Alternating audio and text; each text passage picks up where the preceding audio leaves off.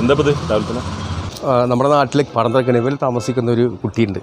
അതിന് ചെറിയ ചികിത്സയ്ക്ക് വേണ്ടി ഫണ്ട് ഉണ്ടാക്കണം. അതിനൊരു ബിരിയാണി ചാലഞ്ച് നമ്മുടെ പാടത്തിൽ നടക്കുന്നുണ്ട്. അതുപോലെ വിവേക് എന്ന് പറഞ്ഞാൽ നമ്മുടെ കണിവിൽ താമസിക്കുന്ന ഒരു പയ്യനുണ്ട്. അപ്പോൾ ഏകദേശം 60 ലക്ഷം രൂപ ഫണ്ട് കണ്ടെത്തണം.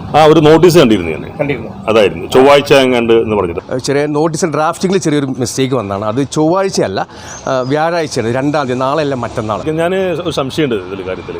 എന്താ വെച്ചാൽ ഇപ്പോൾ നമ്മൾ ഇങ്ങനത്തെ കാര്യങ്ങൾക്കൊക്കെ പൊതുവേ നമ്മുടെ ഗൂഡല്ലൂർ ഭാഗത്തൊക്കെ വന്നിട്ട് ബിരിയാണി ഫെസ്റ്റ് നടത്താറുണ്ട്.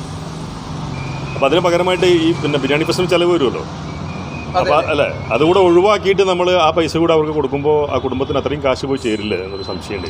അതിൽ എനിക്കൊരു ഡൗട്ട് ഉണ്ടായിരുന്നു. കാരണം വെച്ചാൽ അതിനിപ്പോൾ ഏകദേശം നല്ലൊരു ശതമാനം ആളുകൾ നമ്മുടെ ഈ ബിരിയാണി തയ്യാറാക്കാൻ വേണ്ടിയിട്ടുള്ള സാധനങ്ങൾ ഡൊണേറ്റ് ചെയ്തിട്ടുണ്ട്. അപ്പോൾ അതിന് നമ്മൾ കളക്ട് ചെയ്ത പൈസയിൽ നിന്ന് നമ്മൾ ചിലവാക്കേണ്ടി വരുന്നില്ല എന്നുള്ള ഏറ്റവും വലിയ സന്തോഷം. അങ്ങനെയാണ് നമ്മളിത് ഉണ്ടാക്കിയെന്നെടുക്കുന്നത്. പിന്നെ കുറേ ആളുകളുണ്ട്, ഒരു 500 രൂപ വന്നിട്ട് 5 ടോക്കൺ മേടിക്കും. പക്ഷേ ഒരു ബിരിയാണി മതി എന്ന് പറയുന്നവരുണ്ട്. ചില ആളുകൾ ബിരിയാണിയെ വേണ്ട, ആ പൈസ തരാമെന്ന് പറയുന്നവരുണ്ട്. അങ്ങനെ പലതരത്തിലുണ്ട്. എനിക്ക് ടോക്കൺ വേണ്ട, ഞാൻ എന്തെങ്കിലും ഡൊണേഷൻ. ഇല്ല, തീർച്ചയായിട്ടും ഇത് നമ്മൾ സമൂഹത്തിന് വേണ്ടി ചെയ്യേണ്ട ഒരു കാര്യമാണ്.